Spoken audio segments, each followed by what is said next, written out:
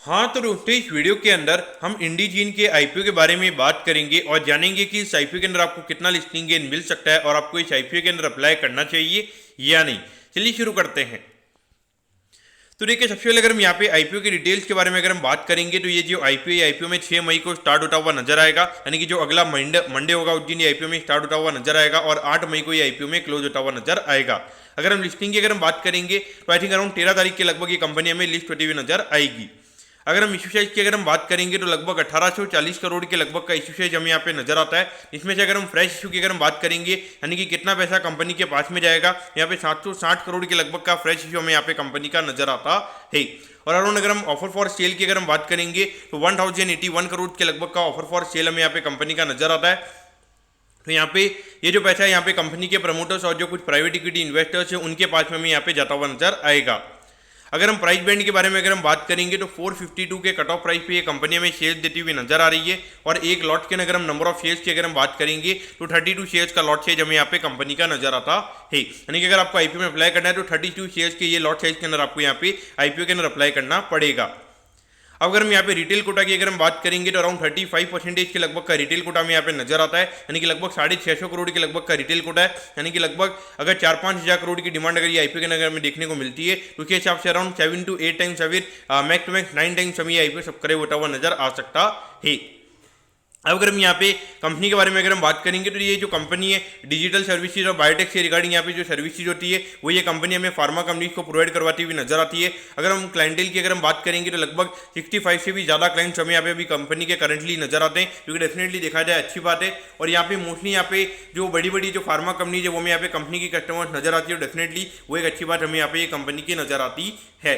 अब अगर हम यहाँ पे कंपनी की एक अच्छी बात की अगर हम बात करेंगे तो यहाँ पे कोई भी कंपनी का जो कॉम्पिटिटर की अगर हम बात करेंगे, जिस तरीके का बिजनेस ये कंपनी करती है तो उस तरीके के बिजनेस में यहाँ पे कोई भी लिस्टेड पेयर नहीं है कंपनी का। यहाँ पे एक तरीके से अगर हम देख सकते हैं कि यहाँ पे थोड़ा प्रीमियम वैल्यूएशन भी ये कंपनी को मिल सकता है, क्योंकि जब आपके रिगार्डिंग अगर कोई और बिजनेस लिस्टेड नहीं होता, अगर आपका आरओई वगैरह अच्छा रहता है, अगर आपकी ग्रोथ रेट अगर अच्छी रहती है, वहाँ पे डेफिनेटली मार्केट उसे काफ़ी ज़्यादा लाइक करता है। और वहाँ पे कहीं ना कहीं जब तक आपका कोई कॉम्पिटिटर लिस्ट नहीं हो जाता, जब तक मार्केट डेफिनेटली ऐसी कंपनी को प्रीमियम वैल्यूएशन देना पसंद करता है।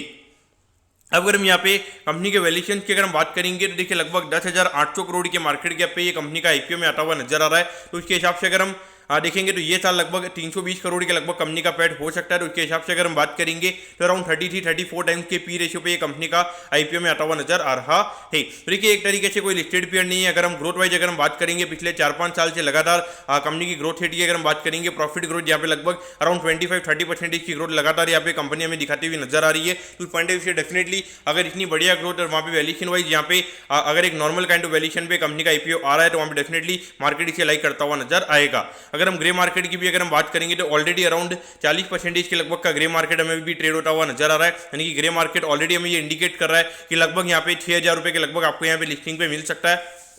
उस पॉइंट से देखा जाए तो मेरे ख्याल से डेफिनेटली आपको यहाँ पे लिस्टिंग के लिए अप्लाई करना चाहिए। और मुझे लगता है कि अगर मार्केट सर्टेन देता है, अगर मार्केट में कोई ऊंची नीच नहीं होती है ज़्यादा, तो यहाँ पे ये कंपनी में ये चांस रहेगा कि 50% से भी ज़्यादा के प्रीमियम पे भी ये कंपनी में खुलती हुई नजर आ सकती है। क्योंकि कहीं ना कहीं अगर हम देखेंगे ये जो आईपीओ की डिमांड है मार्केट में वो काफ़ी ज़्यादा है। और अगर हम लास्ट 3 आईपीओ की अगर हम बात करेंगे, भारतीय हेक्साकॉम हो गया, वोडाफोन आइडिया हो गया और JNK इंडिया हो गया, तो ये 3 कंपनीज की अगर हम बात करेंगे तो यहाँ पे पब्लिक का पार्टिसिपेशन इतना नहीं था और उसकी वजह से अगर हम देखेंगे तो इन तीनों आईपीओ ने काफ़ी ज़्यादा रिटर्न दिए। तो यहाँ पे अभी पब्लिक में फोमो काफ़ी ज़्यादा है, जिन लोगों ने ये आईपीओ के अंदर अप्लाई नहीं किया था। तो कहीं ना कहीं देखा जाए तो पिछले वाले आईपीओ की वजह से यहाँ पे कहीं ना कहीं काफ़ी ज़्यादा फिनोमिनल डिमांड हमें देखने को मिल सकती है। तो पॉइंट ऑफ व्यू डेफिनेटली देखा जाए तो मेरे ख्याल से अगर आपको अप्लाई करना है तो डेफिनेटली लिस्टिंग इनके लिए यहाँ पे अप्लाई करना चाहिए। मुझे लगता है कि लगभग 50% से ज़्यादा के प्रीमियम पे ये कंपनी में खुलती हुई नजर आ सकती है। और उसके अलावा जिन लोगों को यहाँ पे लॉन्ग टर्म के लिए अगर ये आईपीओ को रखना है तो डेफिनेटली जिस तरीके से कंपनी काम कर रही है तो हमें डेफिनेटली लॉन्ग टर्म के लिए भी आईपीओ को रखा जा सकता है। एक ही केस में ये आईपीओ को लॉन्ग टर्म के लिए नहीं रखा जा सकता है। अगर ये कंपनी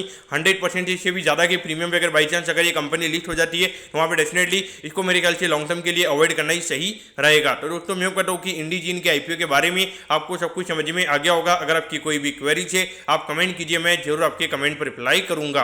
ओके दोस्तों, thank you, have a nice day.